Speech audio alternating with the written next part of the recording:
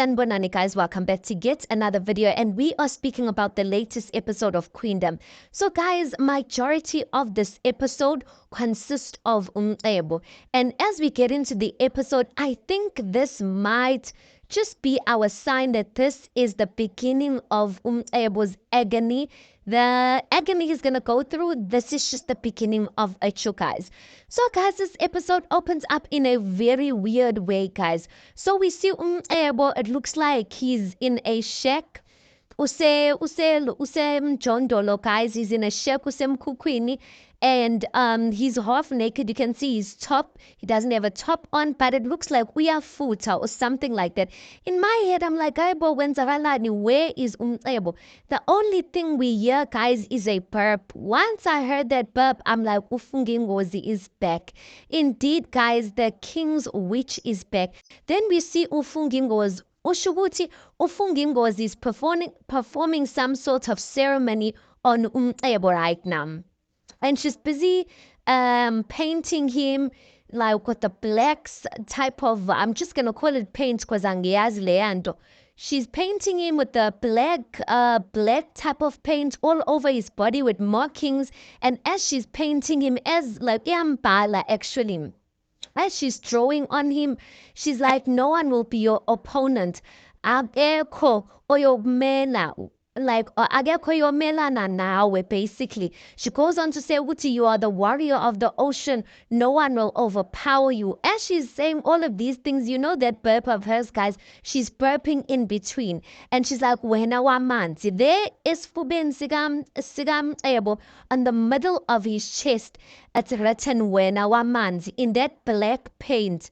In that black paint, I'm like, Ebo, do you know what you're getting yourself into? But I'm just like, you know, when Mr. Ibu said, like the papa, like his son, Ebo is like his father. And guys, I don't know why we expect anything less from Ebo. I mean, look at his mother and his father. Umcebo is following in his father's footsteps, and I'm just wondering, guys, guys, because Ufungingozi, I can. Anyway, next we see Untando. Untando, remember, she was chosen as the person from the royal household who's going to brief the media. So anyway, she comes in, and the journalists are there. They're recording. It's a live type of recording, and Untando comes in, she greets them, she's like, good morning everyone, I'm going to read a short brief statement coming from the family, and then when I'm done you guys can ask your questions. She goes on to say thank you to everyone for your support. You know that speech, Obuti, like a man we loved has died and we are all going through the pain of losing our king and whatnot. She ends off the statement by saying he will be buried la eKhahlamba in a private ceremony, and I will be giving you further details during the week. Then she goes on to say thank you. Any questions? Then one journalist says, yes, please, like Alushchele, please tell us about the king's death, and was it really poisoning? Ntando goes on to say, it's still an ongoing investigation. So I think that's a question that basically you should target to the police. Then she asked, does another person have another question? Then someone else asked, another journalist asked, were there any threats on the king's life?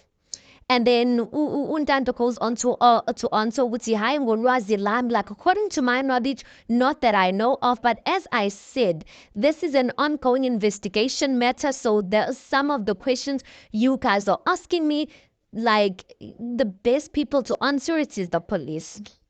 Then basically another journalist asked, could it be that King Bandi was actually poisoned by someone from the palace? Untando, you can see she's getting a bit, impatient, and she's like, as I said, let's give the police space to basically do their job. Then the last journalist also questioned you guys, and she's like, historically, there was a practice when a person has been a practice whereby a person has been killed because the king has died, including the king, King Wasekashamba. I'm guessing she's talking about Ubanzi's father. So Untando's like, okay, thank you for the brief history lesson. Kodwa sisi, like, umuzo wako anguzwa lapho, like, unawumbuz, like, what are you saying? She basically says, the journalist goes on to say, is the family going to continue with this practice? Now, guys, I was surprised because Unyambose not willing to leave because they said, there's a practice in the kingdom that when the king is sick, someone needs to die in order for the king to be well.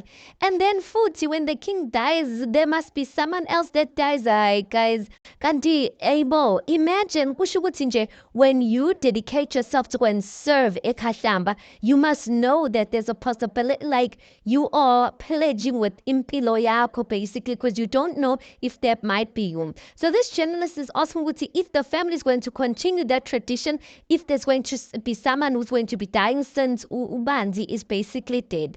So Uyambana Untando, she doesn't know how to answer that question, and she's startled. She's just standing there and she's blank. She doesn't know like what to say. And then the journalist asked Futi, should I repeat my question? And Undando's like, beg your pardon? And then the girl is like, will someone be sacrificed? Like, will someone be sacrificed in place or in the place of King Banzi? So what happens, guys, is that Vincent and Utabang in Takane now, it shows a scene they are watching Undando on their phone. And Tabang's like, Aibo, why bembuze so? And I'm like, how? Like, that's such an unfair question. Like, why they asking us such questions? And Vincent is like, Yazi, like, why be to to brief the media when already she has been defending Ubanzi. Now they want her to defend Ubanzi and whatnot. So as we're watching uLokhuzana Untando on Vincent and Utabang's phone, we see on the live that Umulapo jumps in. Umulapo was behind the scenes veil. He was standing there by the door, but engabonakali, and Ntando didn't know he's there. So Umulapo comes in and he jumps in, and when Utabang sees Umulapo on his screen, he's like, yo, like, ufunan manje lona, like, I would turn the attention, like, yang pora lona, like, what does he want there? So Umulapo goes and stands next to Untando and then holds Untando on her shoulder, and then he says to the media, Inkosazana Yamanzi has a very urgent meeting to attend. As you can see, we are all shattered by the king's passing. So trying to say that the reason why Untando's like acting like this, she is still shattered by the king's passing. He goes on to say, the family would really appreciate some privacy at this time. Thank you. And then he walks away, Untando. I feel like he saved Untando. Next scene, we see Untando. Untando's like, what was that about? Like, I am not some damsel that needs to be saved. Umulapo's like, you froze on that podium. Untando's like, froze? I didn't freeze. Umulapo's like, well, tell that to the video of you going viral right now. Untando's like, inkenga yako, like you like to interfere.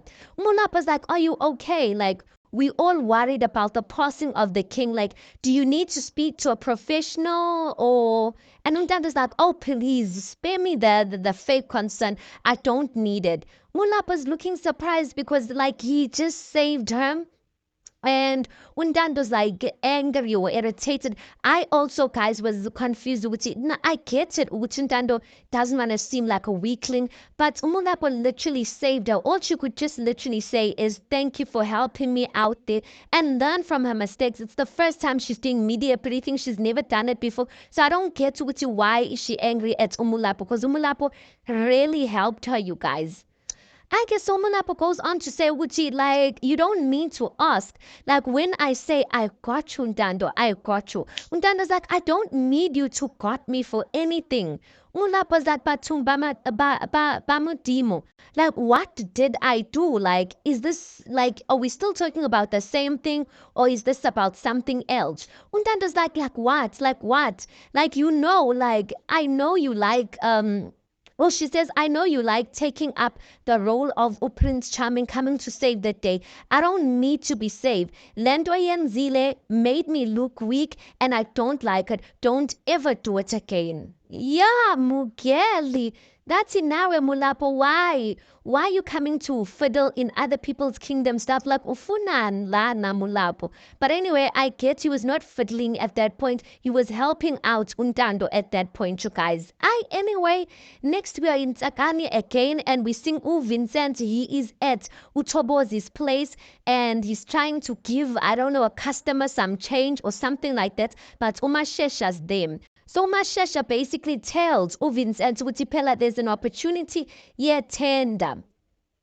Angithi uyazi ukuthi lights are kind of we having load shedding or load reduction, whatever they call it, or power outage problems. Ama-light ayacima on and off, and amagiza wabantu ayamoshakala. So now there's a tender for you basically to go and fix amagiza wabantu. So obviously unokuzana Vincent akanamali, guys, like things are really bad. So he's excited. He's like, no, please plug me, Mashesha. Ukuthi like I really need this tender, like I am the best guy uyangazi ukuthi around Zakari ukuthi mokulungisa izinto like him umuntu. And then anyway, Umashesha says, okay, no, it's no problem. But the thing is, if I give you le tender, I'm going to require you to give me some shares in your company, and then the tender will come straight to you. Melakuluma Anjalo, guys, he's making sure he's careful that no one hears him. Because remember, didn't he do something similar like that to Tobozi? Utobozi's business does Umashesha not have shares in it? And at the beginning, he made it seeming that he doesn't want anything to do with the business. So Mashesha, it's like he wants shares in people's businesses and acts as if he's going to be a silent partner or he's not going to want something. And then when stuff starts booming, he wants a cut. So anyway, he's telling Vincent, you need to give me some shares. And then when the tender comes, basically everything is going to come straight to you. I'm just like, Vincent seems convinced, you guys, but I'm just like, Gabo, Vincent, Umashesha, Umashesha is going to scam you. Many people on the line are like, listen, Umashesha must scam Vincent to a point where Uketi just leaves him. I'm like, shame, Mali guys. But anyway, desperate times call for desperate measures. So I do really foresee and see Vincent falling for Umashesha's whatever. There, guys, next thing we see a scene where he is sleeping and he is having a nightmare. I don't know whether I should call it a nightmare because you can see that it's morning. But anyway, let's stick to nightmare. He's having a nightmare or morning mare about Ubanzi. He is hearing Ubanzi's voice saying, ngeke ube yinkosi like uyinja wena. The day that like it was basically replaying the scene where Ebo confessed to Ubanzi that he killed Andile, and Ubanzi said to him ukuthi ngeke ube yinkosi wena uyinja.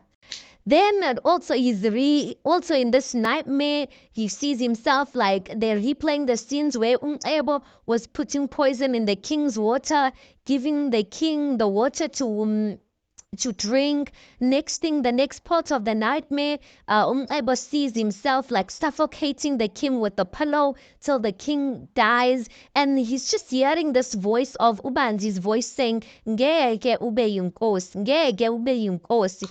Then he wakes up, guys, breathing heavily. So he wakes up and then he sits up on his buttocks on his bed, and then he rethinks again. Manja, when he's rethinking, guys, we see him in a vision of Ungozi, basically what Ungozi did to him. And now when he's rethinking that, it's kind of continuing from the very first, from the beginning of this episode. And it's at the beginning of this episode, we saw Ngati Ungozi ufutisa Ebo, and she's busy writing things on his body while speaking. So now when he's re-seeing this vision, it's continuing from there. So Ebo then is saying to Ufungi Ngozi in this vision or this memory that he's rethinking, is like, sister, And then Ufunungozi goes on to say, Wuti, there's still something else that I need you to do. So she's mixing something, guys, and she's like, yabona ke lapha, and dibanise amanzi omfula angcwele, and added some of my concussions. Basically, she goes on to say, Wuti, ndifuna abantu abejonga, they must be scared ingathi babethwa lizulu. Basically, I want people to be so scared of you after I'm done giving you this concussion that when they look at you, it's like it's lightning that is basically hitting them. Umqebo goes on to say ukuthi njengoba kufanele, like people value are supposed to be scared of me in that way. Then Umqebo snaps out of that vision or rethinking that. And then he goes to the side of his bed, he pours himself some brandy or whiskey, guys, on the side of his bed, and then as he's drinking that, he's rethinking again another memory.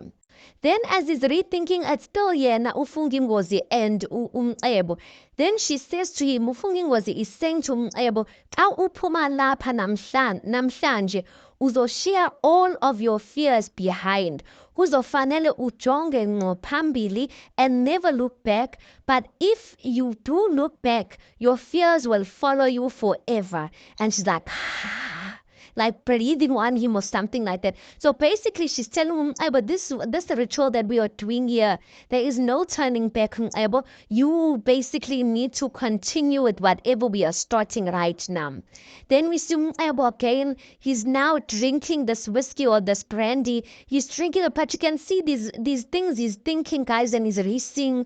They are wanting him because as he's drinking this whiskey or this brandy, he's breathing heavily, but he thinks again. He thinks again, or he recalls a memory again. And in this memory, we now see Ubanzi. Ubanzi, we see a scene. Remember that scene where Ubanzi basically called Ufungimgozi into the council board meeting. And that's the meeting where he was basically telling her, Wuti, you are going to pay for your sons, and basically that type of scene. So Ubanzi in that scene is basically telling Ufungimgozi, Wuti, you're going to be punished, kabuhlungu. And basically like the Kasamba water, like if we don't punish you, the Kasamba waters will be meaningless. So he's saying that in front of the council members, saying Ufungimgozi is going to be kicked out, and basically she needs to be put in the dungeon up until the day the day like something like that. She was supposed to be put in the dungeon up, and then she was going to wait in that dungeon till the day where she was going to get burnt. So in that meeting, even guys, in that meeting, Umcebo was the one who was basically saying, ukuthi like, mela fundis fund ukuthi lana in the kingdom, you don't do things like witchcraft, like that's forbidden, so that others, if they ever want to do this again, they will learn isifundo ngofungimgozi. So basically, guys, we see that replay. Then we see another vision of rethinking another thing. And basically in this vision now, Ubanzi, it's where Ubanzi went to and see Ufungimgozi for the last time. So after Ubanzi basically sentenced Ufungimgozi to a dungeon, there was a scene, if you do remember or listen to, or if you watch or listen to these recaps, he went to and see Ufungimgozi in his dungeon, and Ufungimgozi was basically saying, so you're going to let me take the fault for something we both did. So was re-seeing that vision basically. So Banzi basically is speaking to Ufungimgozi, and Ufungimgozi is like basically going to let me get punished for something we both did. Kanti when Ubanzi was having that conversation, Ufungimgozi, Umcebo was outside listening to that conversation, and that's where Umcebo kind of learned that his father had something to do with Uandile and whatnot. But anyway, remember Ubanzi does later confess to Umcebo and tells him that I did kill Uandile. Then anyway, so Umcebo is listening outside, and then he snaps out of that vision or that memory. He drinks more whiskey, and guys, the more he's drinking whiskey, like the way he's drinking, it's like so fast. Like the whiskey is pouring on his clothes, on his mouth, because these memories are like, it's like they're eating him up alive basically. And he's coughing there because he's downing the strong stuff like all at once, basically. Then he rethinks again, and he's rethinking now. We see him that after Babwake, after Ubanzi left, Umcebo came into the dungeon where Ufungimwozi was in. And basically, he tells her ukuthi akusona isikhathi so sengembezi manje. Akusona isikhathi sengembezi lezi. And Ufungimwozi is like, oh, uzohlekisa ngami nawe. And then Umcebo goes on to say, kuningi owaziyo. There's a lot that you know, and there's a lot that you can do, especially getting rid of the king. So if ngiyakhulula la uhambe, will you help me with that? Ufungimgozi goes on to say mlondolozi, like ungayiqali like indaba ezokuhlula. Don't start something that you're not going to be able to finish. Umcebo basically asked, will you do it? If I free you, will you kill the king, basically? Or help me kill the king? Umcebo goes on to say ukuthi izandla ziyagezana phela. Fungimgozi goes on to say mlondolozi, like, are you ready for this? Umcebo goes on to say ukuthi kuyathatha ukuthi ubanzi ngeke asuke kulesa sihlalo, so ngizomsusa mina ngokwami. Ufungimgozi just loves you guys, and she's like, mlondolozi kudala ndazi that uyinyoka wena, like I've known it a long time ukuthi uyinyoka, basically. As she's saying that, she takes out a poison, guys, out of wherever, and then she shows the poison bottle and is like, look, and she's like, Eli, litikite lakho to the throne. She goes on to say, I was planning on drinking it before they burnt me alive. So basically, yikanele in the king's drink.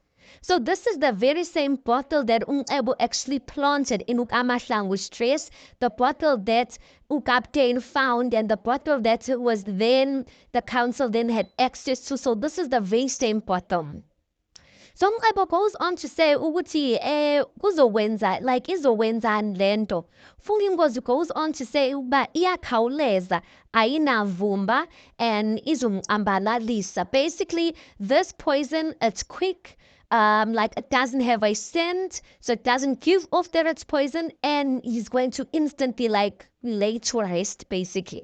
So Umcebo basically took that poison, guys, and we see Umcebo heavily breathing. Ingati he's going to stop breathing and be unalive at that point. I'm just like, when Umcebo, still more is still to come. You think these thoughts are wanting you is enough? I shame caution. Then there it's akane, guys. Vincent is calling the hospital la Uketiwe works at, because Uketiwe is not home. And basically the person he gets to speak to her, Uketiwe's supervisor or something, says Uguti utholakele. Basically, she clocked out early this morning. So utholakele ngazi, guys, ukuthi is she on her way to Ekahlamba? Or where is she? But why did she not tell Vincent? Other people are like, we hope ukuthi utholakele azange ayiphindisele leyo mali. And right now, njengoba she's missing, that she's on her way to Mauritius, guys, to enjoy herself without Vincent. I don't think utholakele would do that. I'm sure she's on her way to Ekahlamba to go and support Untando, but we will see next week, you guys. Hi, Cam. Next scene, guys, we see Ungozi and Umcebo basehlathini. And when I saw that scene, yasehlathini, it just reminded me of the cave scenes. And I'm just like, I feel like I'm reliving this thing, but except instead of Ubanzi, it's Umcebo. So Ungozi is basically saying to Umcebo, which looking at your actions, selininzi igazi olichithile mlondolozi. Guys, you know she speaks Xhosa. She goes on to say ukuthi selininzi eligazi osolichithile mlondolozi. There's no going back. Like the time has come for you to accept the darkness. If you embrace the darkness, you will have onke lamandla owafunayo. Umcebo goes on to say ukuthi ngizokwenza njani, like how, like ngizokwenza kanjani lokho, like how am I going to do that njengoba ithonga likababa lingihlukumeza kangaka. I'm like, you think ithonga likababakho liyakuhlukumeza manje? What about the other ones that you have already unalived, that you've killed? Ungozi goes on to say the key to basically your dominion is your father's sweat. Basically, the key for you basically to like to get this whole work done and for you to be seated on that throne is your father's sweat. Insila ayihlo, as Ungozi says. And I was like, Anjani. Ungozi like gives him a bottle that is empty, and then she says, pour some of the water that they will use to bath him. Then I was like, bese wenzenjani? Like, what are you going to do with it? Ungozi goes on to say, ukuthi ngizoyihlanganisa insilo yakho, nensilo kababa, and nensila kababa wako. I'm going to mix it in this bottle, then I'm going to add ama herbs. She goes on to say, ba yabana-ke mlondolozi, after that, you will take the bottle, you will pour it into his grave before he is laid to rest. She goes on to say, like I need his hair. Oh, guys, this is like a full-on ritual, basically. I need his hair. She goes on to say, igazi, and that blood will give you power to rule.